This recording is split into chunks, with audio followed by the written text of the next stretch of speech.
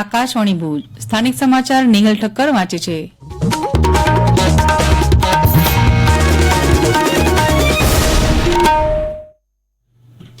નમસ્કાર।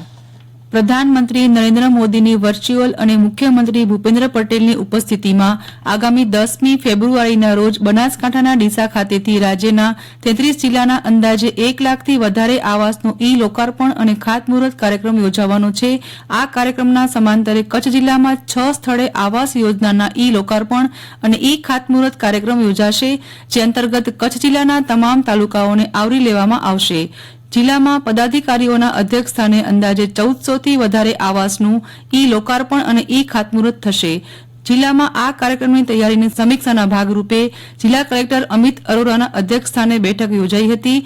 કચ્છ જિલ્લામાં આયોજિત તમામ કાર્યક્રમનું આયોજન સુચારુ રૂપે થાય તે દિશામાં કામગીરી કરવા માર્ગદર્શન આપ્યું હતું। ધાંગધ્રાના ધારાસભ્ય દ્વારા વિધાનસભા ગૃહમાં પૂછાયેલા પ્રશ્નનો જવાબ આપતા શિક્ષણ મંત્રી ડોક્ટર કુબેર ડિંડોરે જણાવ્યું હતું કે રાજ્યમાં મીઠાના વ્યવસાય સાથે જોડાયેલા 4 જિલ્લાના અગરિયા કામદારોના બાળકોને ઓક્ટોબરથી એપ્રિલ સુધી શિક્ષણ આપવા સ્કૂલ ઓન વ્હીલ પ્રોજેક્ટ કાર્યરત કરવામાં આવ્યો છે। મંત્રી શ્રી ડિંડોરે પેટા પ્રશ્નનો જવાબ આપતા કહ્યું હતું કે અંજારમાં 2 અને ભચાઉમાં 3, મોરબીના હળવદમાં 1 અને માળિયામાં 2, પાટણના સાંતલપુરમાં 10 તેમજ સુરેન્દ્રનગરના પાટડીમાં 20 સ્કૂલ ઓન વ્હીલ પ્રોજેક્ટ કાર્યરત છે। પ્રોજેક્ટ ડોલ્ફિન અંતર્ગત પ્રથમ વખત કચ્છમાં કોરી ક્રીકથી લઈને ગાંધીધામ અને કચ્છના અખાત વિસ્તારમાં વન વિભાગ ગુજરાત દ્વારા તારીખ 2 થી 4 ફેબ્રુઆરી દરમિયાન ડોલ્ફિનની વસ્તી અંદાજની કવાયત હાથ ધરવામાં આવી હતી।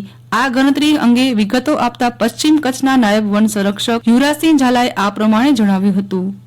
વન વિભાગ ગુજરાત રાજ્ય દ્વારા તારીખ 2 ફેબ્રુઆરીથી 4 ફેબ્રુઆરી વચ્ચે ગલ્ફ ઓફ કચ્છ અને ગલ્ફ ઓફ ખંભાત એટલે કે કચ્છના અખાતમાં તથા ખંભાતના અખાતમાં ડોલ્ફિનના વસ્તી અંદાજ બાબતની કાર્યવાહી હાથ ધરવામાં આવેલી હતી।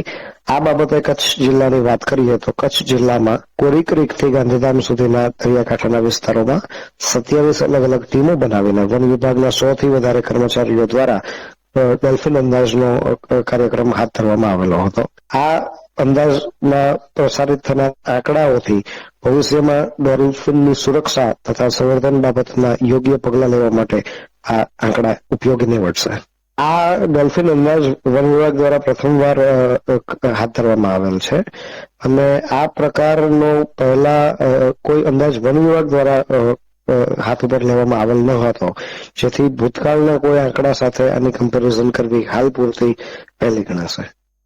વાગડ વિસ્તારના ગામોમાં પીવાના પાણી, શિક્ષણ, આરોગ્ય સહિત પ્રાથમિક સુવિધા અને વિકાસના કામો અંગે ધોળાવીરા ખાતે કલેક્ટર, જિલ્લા વિકાસ અધિકારી, સાંસદ અને ધારાસભ્યની ઉપસ્થિતિમાં સમીક્ષા બેઠક યોજાઈ હતી। ખડીર વિસ્તારમાં આવતા ગામના સરપંચો, રાજકીય અને સામાજિક આગેવાનોએ પોતાના વિસ્તારના વિકાસ કામો અંગે રજૂઆત કરી હતી।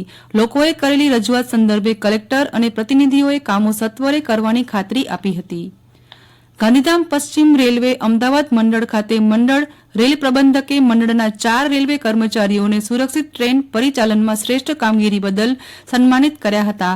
આ રેલવે કર્મચારીઓને ફરજ દરમિયાન તેમની સતર્કતા અને તકેદારીના કારણે અનિચ્છનીય ઘટનાઓને રોકવામાં તેમના યોગદાન બદલ પ્રમાણપત્ર આપી સન્માનિત કરવામાં આવ્યા હતા। છેવાડાના વિસ્તારમાં આવેલા હાજીપીર ખાતે પોલીસ આઉટ પોસ્ટને ધારાસભ્યના હસ્તે ખુલ્લી મુકાઈ હતી। હાજીપીર ખાતે દરગાહ આવેલી છે, જ્યાં મોટી સંખ્યામાં પ્રવાસીઓ, કંપનીઓ આવેલી છે। અસામાજિક તત્વો દ્વારા કોઈ જાતની દહેશત ન ફેલાય તે માટે એસપી દ્વારા ખાસ કિસ્સામાં હાજીપીર ખાતે આઉટ પોલીસ ચોકી શરૂ કરવામાં આવી છે। માર્ગ અકસ્માતમાં ઘવાયેલા યુવાનના પેટના આંતરિક ભાગમાં લીવર અને બરોડમાં થયેલી જીવલેણે કહી શકાય તેવી ગંભીર ઈજા પછી તેને બચાવવા બરોડ કાઢી લઈ અને લીવરમાં પેક મૂકવા તાત્કાલિક ઓપરેશન કરી જીકે જનરલ અદાણી હોસ્પિટલના સર્જરી વિભાગે યુવાનને જીવતદાન આપ્યું હતું, તેમ જીકેના સર્જન ડોક્ટર આદિત્ય પટેલે જણાવ્યું હતું। ભારત સરકાર દ્વારા ટેકાના ભાવે તુવેર, ચણા અને રાયડાની ખરીદી માટે તુવેર, ચણા અને રાયડાના ટેકાના ભાવ જાહેર કરાયા છે।